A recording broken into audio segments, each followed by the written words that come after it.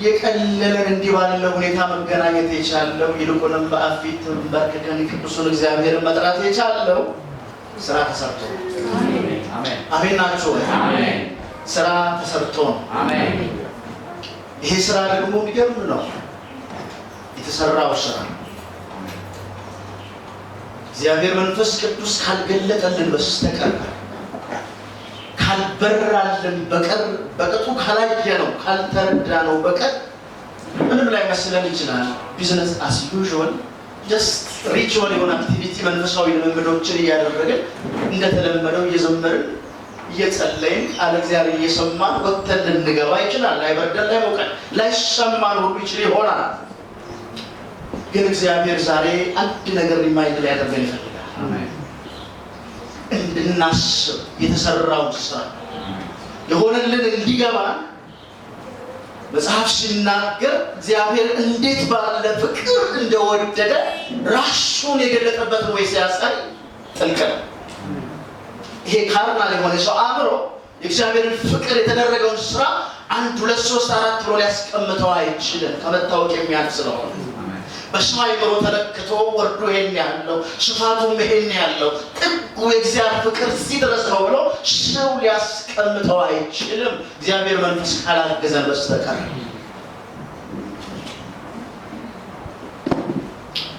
እናም በእርሱ ቁስል ተፈውሰናል አሜን በማን ቁስል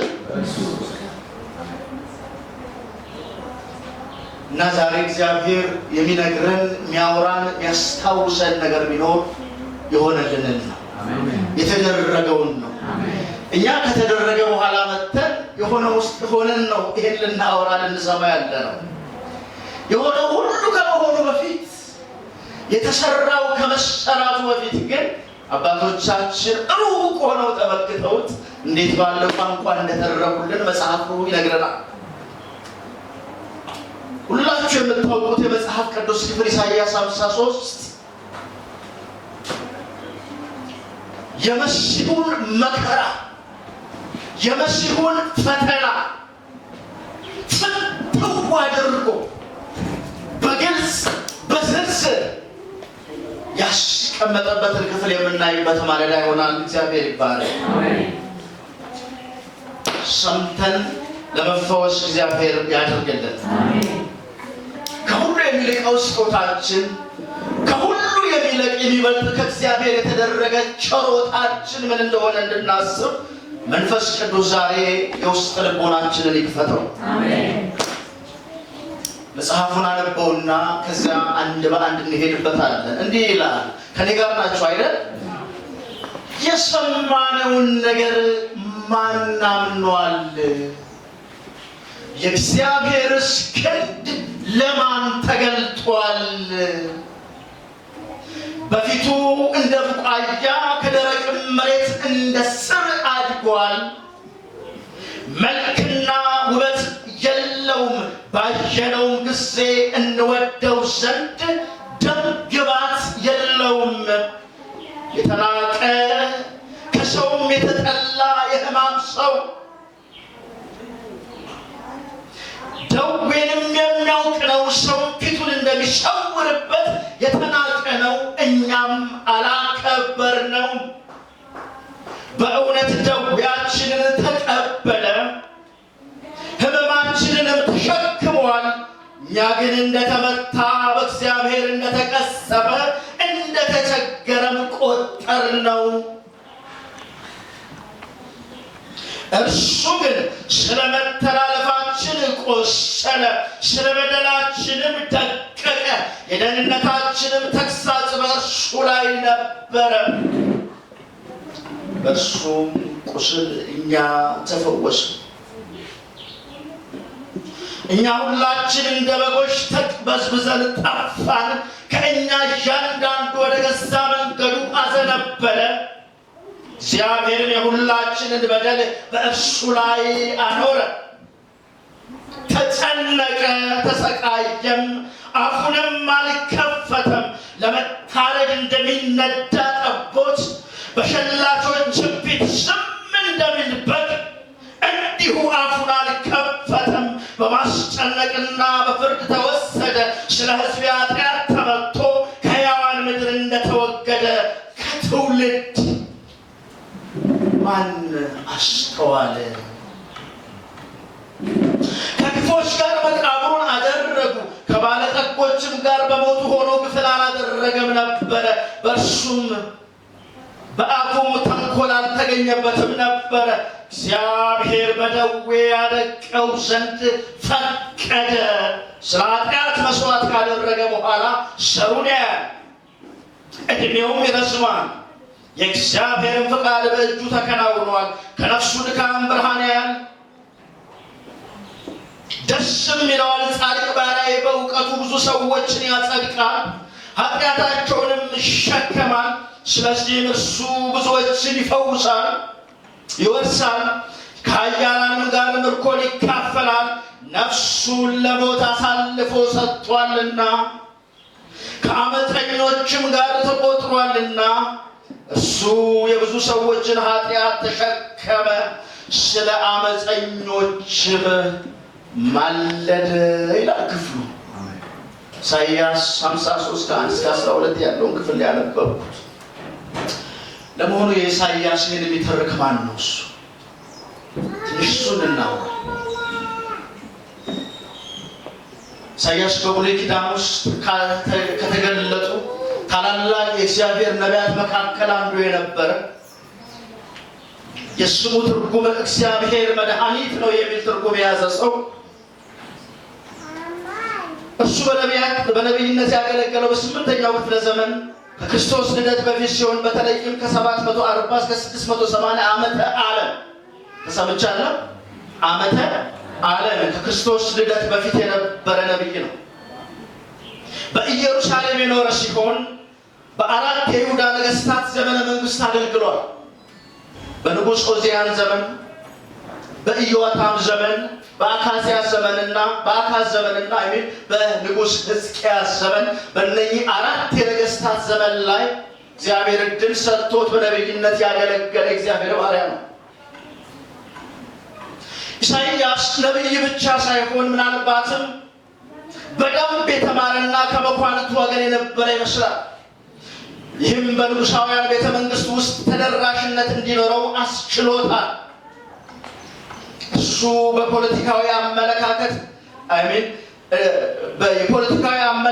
አለመረጋጋት በነበረበት ዘመን ውስጥ ደፋር ድምፅ የነበረ፣ ነገስታቱንና ህዝቡን ወደ ንስሐ ይጠራ የነበረ፣ ስለሚመጣው ፍርድ ሳይሰስት ያለ ፍርሃት ይናገር የነበረ፣ በተመሳሳይ ሁኔታ ደግሞ የመታደስን ምልክት የእግዚአብሔርን ተስፋ ይናገር የነበረ በዘመኑ እግዚአብሔር ያስነሳው ነቢይ ነበር ኢሳይያስ። በኢሳይያስ የአገልግሎቱ ዘመን ውስጥ የሰሜኑ የእስራኤል መንግስት በአሦራውያን ሊጠፉ በአፋፍ ላይ የነበሩበት ዘመን ነው። ኢሳይያስ በሚያገለግልበት ዘመን ውስጥ የጣዖት አምልኮ፣ ኢፍትሐዊነት፣ ባዶ የሆነ ሃይማኖታዊ ስርዓት እስራኤልን ያመሰበት ወቅት፣ አምልኮተ እግዚአብሔር ተጥሎ ሰው የመሰለውን ረብ የሌለውን ሃይማኖት የሚመስል ነገር በሚከተልበት ዘመን፣ ፖለቲካው ስቴቢሊቲ ባጣበት ዘመን መካከል ላይ ሆኖ ነቢይነትን ይዞ የሚያገለግል የእግዚአብሔር ሰው ነበር። በደቡቡም የይሁዳ መንግስት ማለትም ኢሳይያስ በነበረበት በእስራኤል ማለት ነው እንዲሁ በስጋት ውስጥ የነበረ ቢሆንም ገና ያ የእስራኤል ክፍል ባልወደቀበት ግን ሁለተኛው የእስራኤል ክፍል በስጋት ውስጥ በይሁዳ እንደደረሰው ሁሉ እኛም ጋር ፈተናው፣ እኛም ጋር መከራው፣ መመታቱ፣ መጠቃቱ ወደ እኛ አይቀሬ ነው ብሎ በሚያስቡበት በጭንቀት ማዕበል ይሁዳ ተይዛ በነበረበት ሰዓት ላይ የነበረ እግዚአብሔር ባሪያ ነው ኢሳይያስ። በእግዚአብሔር ሕዝብ መካከል የሞራልና መንፈሳዊ ዝግጠት የነበረበት ወቅት ነው። ብዙዎች በእግዚአብሔር ከመታመን ይልቅ ቀድሶ ርስት አድርጎ የጠራው ሕዝብ እስራኤል እግዚአብሔርን ተደግፎ ከመቆም ይልቅ እግዚአብሔር ላይ እምነቱን ከመጣል ይልቅ ከነበረው ፖለቲካዊ ነውጥ የተነሳ አሦርን ለመደገፍ ግብፅን ለመደገፍ ልባቸውን ወደዚያ ያማልሉ የነበረበት ወቅት ነው። ስለዚህ በዚህ አገልግሎት ዘመን ላይ ኢሳይያስ አገልግሎቱ ቀላል ጊዜ አልነበረም ማለት ነው። አሁን ስታዩት የነበረበትን ሁኔታ ስትመለከቱ በዙሪያው እየሆነ ያለ ነገር እያጨበጨቡለት እንዳው እንደ ዘመኑ እንደምናየው በብዙ ክብር በብዙ አጀብ ነቢይ መጣ እየተባለ አቀባበል እየተደረገለት በብዙ ምቾት ውስጥ አገልግሎትን ይሰጥ የነበረ አገልጋይ አልነበረም። እውነቱን ግን በድፍረት ሊመጣ ያለውን እግዚአብሔርን ፍርድ ግን ያለ ፍርሃት ይናገር የነበረ ነቢይ ነበር። ደግሞ ሊመጣ ያለውን በሩቅ ያለውን እግዚአብሔርን ፕሮግራም ያንን ተስፋ ደግሞ ባየው ትንቢታዊ መንፈስ ውስጥ ሆኖ ሊሆን ያለውን የተረከ የእግዚአብሔር ባሪያ ነው ኢሳይያስ።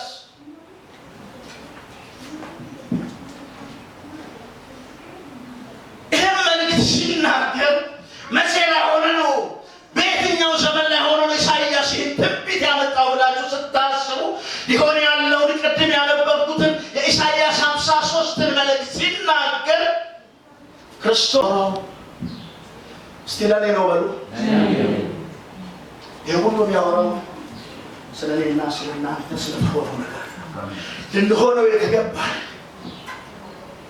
ልንሆን የተገባውን ያንን እግዚአብሔር ቁጣ ልንቀበል የተገባውን ያንን የእግዚአብሔር ፍርድ ኢየሱስ ምትክ ሆኖ ኢየሱስ እኛን ወክሎ ስለወሰደው አይተነው እንኳን እንዳንጠጋው መልክ ውበት አልነበረው። ሌላው ይህ ስናስብ ግን እኛ ነበር እኛን እያስገባችሁ ስሙ የሆነው እንዲገባ የተሰራው እንዲገባ ዛሬ በነፃነት ወጥተን እየመጣን እንደሆነ የሆነው ይሆናል። በጣም ሲምፕል ሆኖ እግዚአብሔርን መፈለግ መከተል በነፃ ፈቃዳችን ወደ እሱ መምጣት ተችሎልን እግዚአብሔር እጅኑን ወለል አድርጎ ከፍቷል። ያለ መጋረጃ በፊቱ መግባት ሆነ። ግን ዋጋ ተከፍሎ ግን ደም ግባቱን ያጣ ውበቱን ያጣ የተጎሳቆለ ግን አለ ምትክ ሆኖ ይህም ማሰብ ይሆናል። ኢየሱስን ስናስብ የሆነ የህንድ ፊልም የሚመስል የሆነ ሰው አሽቆጥቆጦ የሳለው ሰዓሊ አድርገን እሱን እናስበው። መከራን የተካፈለ ደም ግባት የሌለው የተናቀ ንቀትን የጠገበ ከሰው የተጠላ ያንተን መጠላት ወስዶ የተጠላ የኔን መጠላት ወስዶ የተጠላ ስለኛ ቦታ ሆኖ የተጠላ ኢየሱስ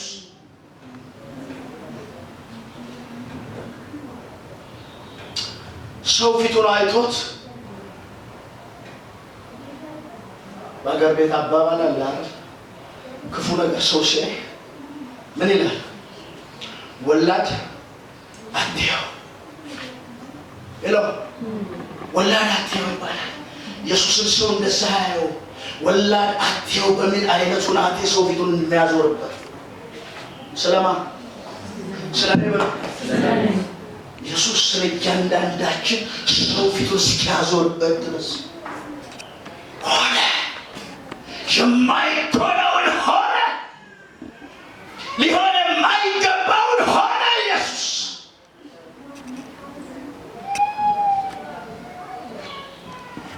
ይህን ማሰብ ይሆንልን።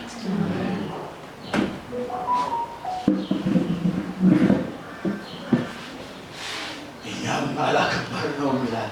አይሁድ እንዴት እንዳጣጣሉት ቢኖሩ አይሁድ እንዴት እንዳራከሱት የምታውቁት ነው።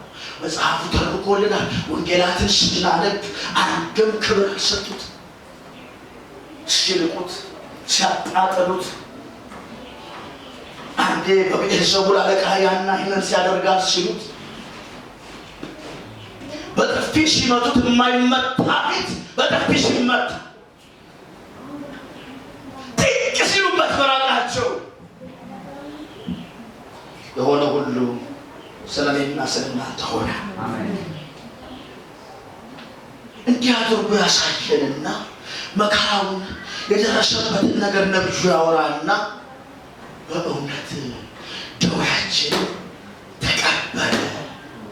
ደዌውን እና እናንተ ላይ ማረፍ የነበረበትን ያንን ደዌ ኢየሱስ ተቀበለ እና ተቀብሎ እኮ ራሱ ላይ ያደረገው ደዌያችንን ተቀበለ፣ ህመማችንን ተሸከመ። እኛ ግን እንደተመታ በእግዚአብሔርም እንደተቀሰፈ እንደተቸገረም ቆጠር ነው ይላል። ሲያዩት ያሁሉ ሰፈር ያሁሉ መከራ ያሁሉ የደረሰበት ነገር ከባህሪው ከማንነቱ ካደረገው ነገር የተነሳ የእግዚአብሔርን ሕግ ከመተላለፉ የተነሳ እስኪመድረስ ድረስ ለአይሁድ ሁሉ ያ መከራው፣ ያ እንግልት፣ ያ መገረፍ፣ ያ ሁሉ ሰፈሪንግ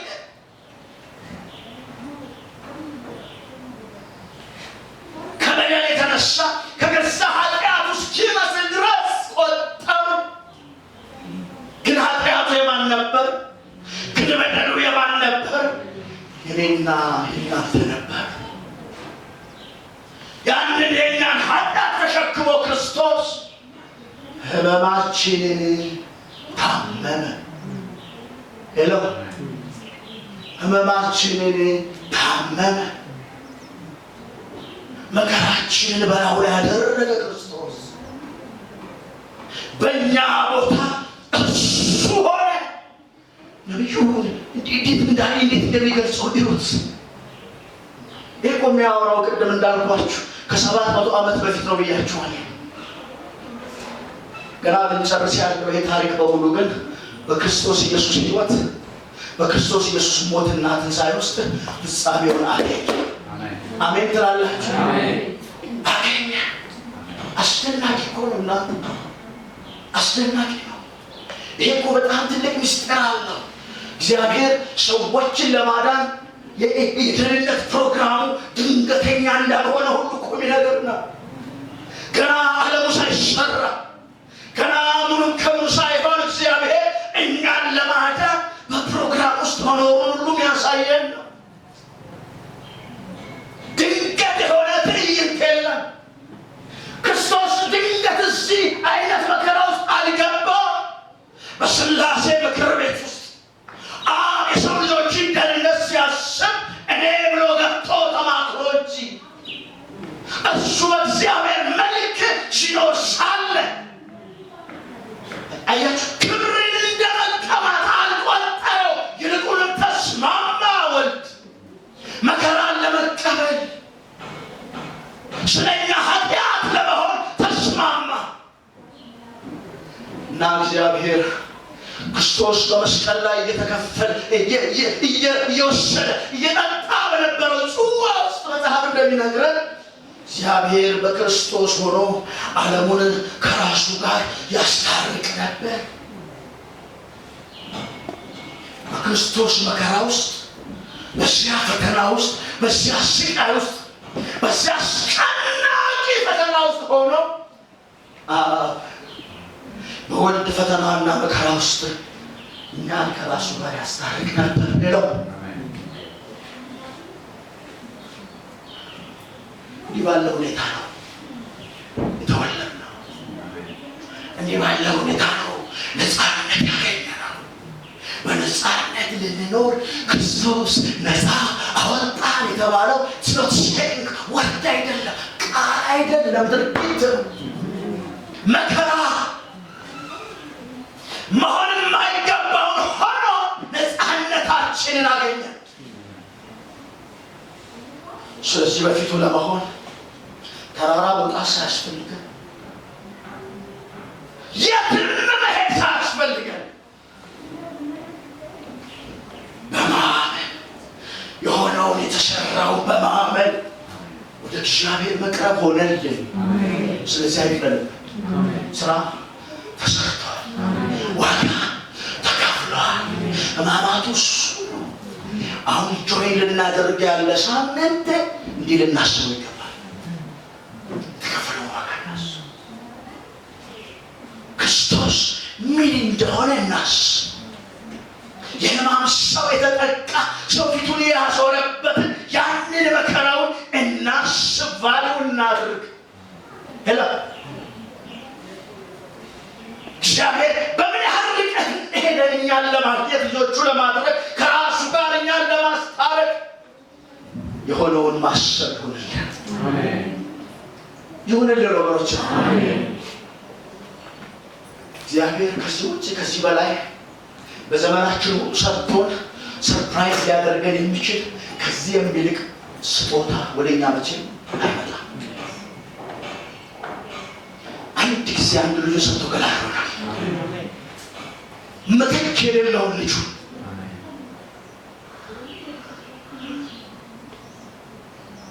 እሱ ግን ስለ መተላለፋችን ቆሰለ፣ ስለ በደላችን፣ ስለ ኃጢአታችን፣ ስለ አመፃችን ክርስቶስ ቆሰለ።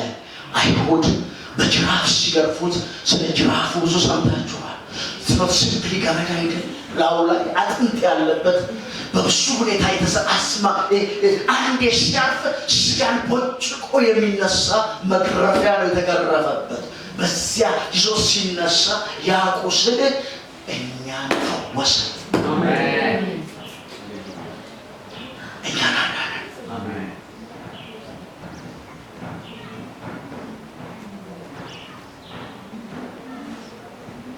በሱ ቁስል እኛ ተፈወስ። እኛ ሁላችን እንደ በጎች ተቅበዝብዘን ጠፋን። ከእግዚአብሔር እረኝነት ውጭ ሆኖ ነበር እስራኤል።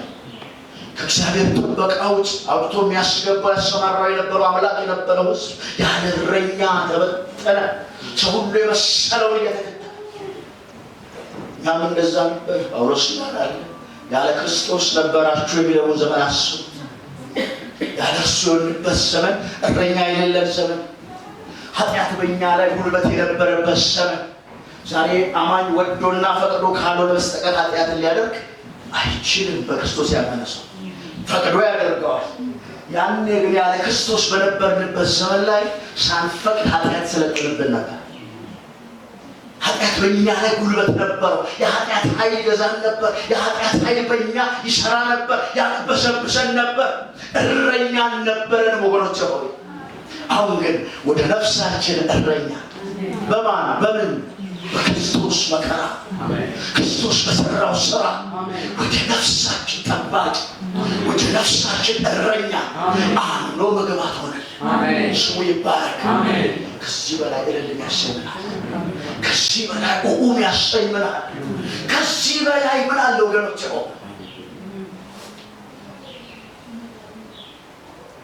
ነቢዩን የጨነቀው ያ ኢትዮጵያዊ ጃንደረባ ይህንን ክፍል እያነበበ ከኢየሩሳሌም ሰቅሎ ሲመለስ ያነባዋል። የሰማነውን ነገር ባናምኗል እግዚአብሔር ያነበው ዝም ብሎ ሕይወት አልሆነው፣ መንፈስ አልሆነው፣ መንፈሱን አልነካው፣ አልገባው። ሊያድነው የወደደው እግዚአብሔር ግን ፊልጶስን በመንፈስ ነዳውና ላከ እና መጣና ፊልጶስ አይ የምታነበውን ታውቀዋለህ? የሚያስረዳኝ ሳይኖር የሚገልጥልኝ ሳይኖር ሙሉ አውቄ ነው ፊክሽኑን አልተስል ሆኖበታል፣ አልገባውም። ያ እግዚአብሔር መንፈስ ያደረበት ፊልጶስ ታረጋለት። ይሄ የሚያወራው ስለ መሲሁ ስለ ክርስቶስ መሆኑን አወራለት። ያኔ ብርሃን በራለት፣ ያኔ ሕይወት ገባው። ያበራልን ጌታ ይባረክ። ክርስቶስ እንዲበራልን ሕይወት እንደሆነ እንድናውቅ የገለጠልን ጌታ የተባረከ ይሁን። ተራ ንግግር ትክክል እንዳይሆንብን ያደረገ ይልቁንም ሕይወት በዚህ ውስጥ እንዳለ እንድናውቅ ነፍሳችን ተረድታ የሕይወታችን ጌታና አዳኝ አድርገ ነው እንድንከተለው ብርሃን የሆነን ጌታ ይባረክ። በጉዟችን ግን የሆነውን ማሰብ ይሆናል። የተሰራውን ማሰብ ይሆናል። ለኔ ነው የሚል ልብ ይስጠን። መከራው ለኔ ነው፣ ደም ግባት ያጣው ስለኔ ነው የሚል ልብ እግዚአብሔር ይስጠን። ይህ አይሰወር ከኛ ወገኖች፣ ይህ አይጥፋብን ከልባችን። የተሰራው ስራ አይሰወርብን። ጌታ ኢየሱስ ሐሙስ ማታ ምሽት ላይ ቂጣውን ቆርሶ ሲሰጣቸው ከጽዋውም አንስቶ ከሰጣቸው በኋላ ምንድን ነው ያለው? ይህ ስለ እናንተ ብሎ ካወራ በኋላ መጨረሻ ላይ እስከመጣ ድረስ ምንን አስቧል? ሞቴን አስቡት፣ አስቡት። እስከ መቼ? አትርሱት ኢየሱስን። ውለታው አይረሳ፣ የሆነልን አይረሳ። ምንም ይምጣ፣ ምንም እናግኝ፣ ምንም ውስጥ እንሆን የኢየሱስ ውለታ፣ የኢየሱስ መከራው፣ ስቃዩ፣ የሆነልን ነገር ይረሳ አይገባም። አትርሱት፣ አትርሱት። ፋሲካ ስናስብ ከምንበላው ከምንጠጣው ያለፈ ነገር ነው፣ ያለፈ ነገር ነው፣ ያለፈ ነገር ነው። ከፋሲካው ጌታ ጋር እሺ ብሎ እንደ በግ ጠቦት ታስሮ ከሄደው ጌታ ጋር ሳይለንት ሆነ። ፈተናውን ለመቀበል ዝም አለ። ሲነዱት እንደ በግ ዝም። ኃይላቶ ይመስላል አይደለም። በምክር ነው፣ በስላሴ ምክር ቤት ውስጥ ተወጥኖ ለሰው ልጆች ማዳን የተሰናዳ ፕሮግራም ስለሆነ እኛን እያሰበ የምንወለደውን ከሞት የምናመልጠውን ከሲኦል የምንተርፈውን እኛን እያሰበ ሲነዱት ዝም።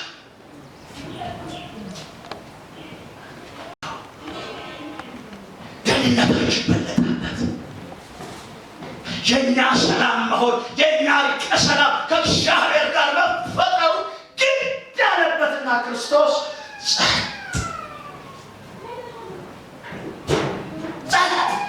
መልሳሰጥ አልተከራከረም፣ አለመሄዳለም። ይሆን ያለውን ስለሚያውቅ እናም በሸላቾች ፊት እንደሚነዳ በግ ዝም አለ። መከራው ግን ሲተርከው ተጨነቀ፣ ተሰቃየ፣ አፉንም አልከፈተም። ለመታረድም እንደሚነዳ ጠቦት በሸላቾች ፊት ዝም እንደሚል በግ እንዲሁ አፉን አልከፈተም። ክርስቶስ በማስጨነቅና በፍርድ ነው የወጣ። ተፈርዶበት ጊልቲ ተብሎ ቅጣት የሚወሰነው ጥፋተኝነት ሲታወቅ ማለት በፍርድ ቤት አንድ ሰው ተከሶ ግራና ቀኙ ታይቶ ዳኛው ይወስናል። ጥፋተኛ ነው ወይ አይደለም። ከሁለት አንዱ። ማንም ሰው ተከሶ ፍርድ ቤት ሲሄድ ጥፋተኝነትን የማረጋገጥ ስራ ነው ዳኛው የሚሰራው። ክርስቶስ በፍርድ ወንበር ፊት ጥፋተኛ ተባለ። ሌላ በእርሱ ኃጢአት እስቲ በእኛ በሉ የእኛን ኃጢአት በመሸከሙ ምክንያት ጊልቲ አለ ዳኛው ከላይ ጥፋተኛ ሆኖ ተገኘ።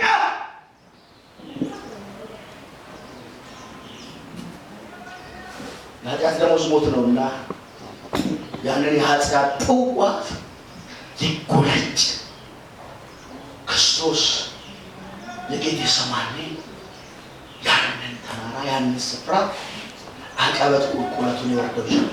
ተፈርዶበት ከፍርድ ቤት ወጥቶ ማለት ነው ቅጣቱን ሊቀበል። ይሄው ቅጣት እኔና እናንተ ላይ ያርፍ የነበረ ቅጣት ገና ኃጢአተኞች ሳለን ክርስቶስ ስለኛ የቁጣ ልጆች ሆነን ሳለ ይህ ባለ መልኩ ሊያድነን ፈቀደ፣ ወደደ፣ ወሰነ። ታውቃላችሁ ያንን መስቀል ተሸክሞ ሲሄድ ስጋን ለብሷልና ደክሞት መሸከም አቅቶት ከመከራው ኃይል የተነሳ አንድ ቀሬና ሰው በሳይፍ ነበርና አዩትና እንግዳው ጸጉረ ልውጥ ነው ና አሉትና ተሸክመ ጥቂት ይላል ብዙ ቋል ኢየሱስ አበሳችንን እስከ ሞት ድረስ ብቻውን ሄደ። አሜን። ቅጣታችንን እስከ ፍጻሜው ብቻውን ሄደ። መከራችንን ተሸክሞ እስከ መጨረሻው ድረስ ሄደ። ክርስቶስ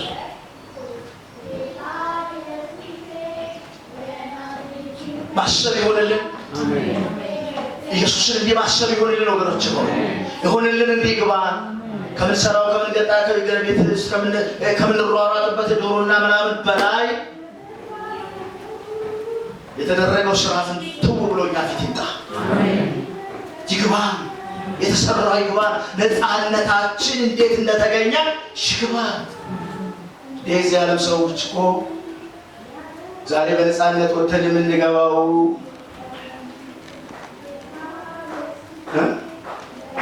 በባሮች ያልሆነው የነጮች ባሮች ያልሆነው አባቶቻችን በከፈሉት ነው ይሉናል አይደል እንዴ?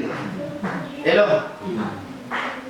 በነፃ ሰዎች እኮ የሆነው አጋንንት እንደፈለገ ያላደረገ የትም የሚከሰከስ ያ አመዳም የሆነ ክፉ እኛ ቤት መጥቶ እኮ ያልሰለጠነው በነፃ ወጥተን እኮ የገባ ነው። ኢየሱስ የሚባል ጌታ ታርዶ አሜን ያተፈሶ ምልክት ተገኝቶብን ነው። ስለዚህ በነፃነት ወጥተን እየገባን ያለ ነው። ይግባ ተከፍሎበታል። ተከፍሎበታል።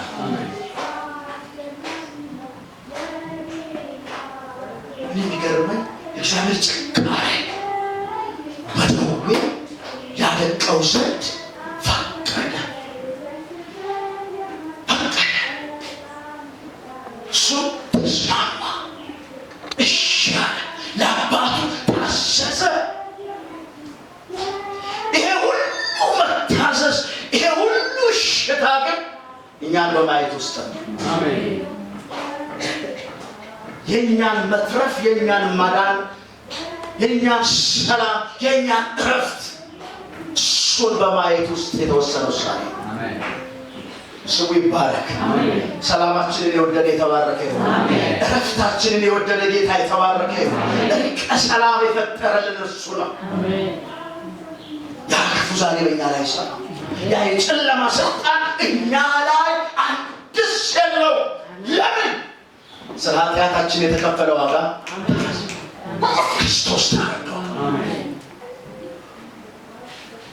ይኸው ዘሩን ያህል ከተካፈለው መከራ የተነሳ ከሞተው ሞት የተነሳ ያቺ ስንዴ ካልሞተችና ካልበሰበሰች እንደማትበዛ ሁሉ ብዙ ሆና እንደማትወጣ ሁሉ ብዙዎች የሆንን እኛ እንድንተርፍ ክርስቶስ በሞት ነበረበትና ሞተ። መጽሐፍ እንደሚል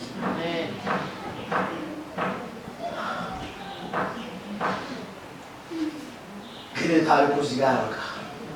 አሜን ናችሁ? አሜን። መከራው ጋር ያበቃ። ሞተ ብሎ አያበቃ። የምስራች ይዟል። ሃሌሉያ። አሜን። ሞቶ የቀረ ሳይሆን የተነሳ ሞትን ድል ያደረገ ጌታ አለ። እኛ ስለማጽደቅ የተነሳ ሃሌሉያ። እኛን ስለማጽደቅ በአብ ፊት እኛን ትክክል ስለማድረግ ሁላችን በዳኛው ፊት አሁን ድፍረት አለ። አሁን ያለ ፍርሃት በእግዚአብሔር ፊት የመቆም መብት አገኘ። ጻድቃን ተባልን፣ ቅዱሳን ተባልን። ኢየሱስ ዋጋ ከፍሎ በመነሳቱ ግልቲ የሚለው ዳኛው እንዲመጣ ጥፋተኛ እንዳንባል ኢየሱስ ጥፋተኛ ሆኖ ዘጋው ምዕራፍ። አሁን በተዘጋ ምዕራፍ ሶተን እንገባለን። ነፃ ሆነን ነፃ ሆነን ኢየሱስ ፈቶን በነፃነት ወጥተን እንገባለን። ሰው ይባረክ። ትንሣኤያችን ከፊት አለ። ተነስተናል። ኢየሱስ ይባረክ። አሜን። እግዚአብሔር ይባረክ። አሜን። ያዳንን በቅዱስ አጠራር የጠራን እሱ የተባረከ ይሁን። አሜን። ማሰብ ግን ይሆንልን። አሜን። የሆነውን መቁጠር ግን ይሆንልን። አሜን። ተስፋ አለን። አሜን። ኢየሱስ ተነስተዋል። አሜን። ኢየሱስ ምን ብለዋል? ተነስተዋል። በኩር ሆኖ እሱ እንደተነሳ እኛም ደግሞ እንነሳለን። አሜን። ሃሌሉያ። አሁን ሀገር የቀረልን ባለ ተስፋዎች ነን። አሜን። ከእሱ የተነሳ ባለ ተስፋዎች ነን። አሜን። ከፊታችን ክብር የሚጠብቀን፣ ትንሣኤ የሚጠብቀን የተነሳ ጌታ ስላለን እንደምንነሳ እናውጃለን። አብረን በኩር ሆኖ ስለኛ የተነሳ ጌታ አለ።